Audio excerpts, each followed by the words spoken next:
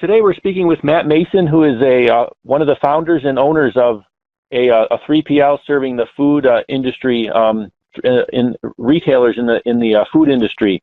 And we're going to talk about some of the new regulations in the trucking industry. So Matt, can you first provide a brief background of yourself? Yes.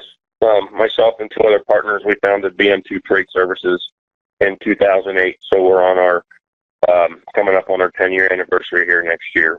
We've been hauling frozen food, produce, and dry goods for the duration of our existence, and we're specializing in that right now. Can you talk about what's happening in the industry in terms of regulations? Yeah, well, in 2011, the FDA came out with a law that just came into effect this year called the FSMA, the Food Safety Modernization Act. And what that did, in a brief description of that, that brought the logistics companies, the truckers, they have skin in the game now in regards to the FDA's rules and regulations on the safe transport of food. So who will be impacted by this? Well, before it was just the shippers and receivers, and now the truckers that are transporting the goods are also liable to make sure they are in compliance with the new rules and laws that are in effect.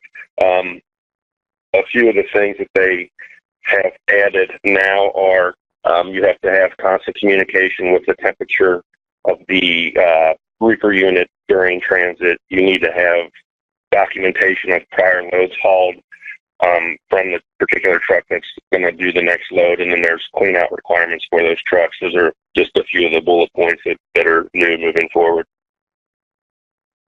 Can you talk about some of the implications or why this is so important? Well, I think they realized that there was, the FDA and all these manufacturers, they all have great,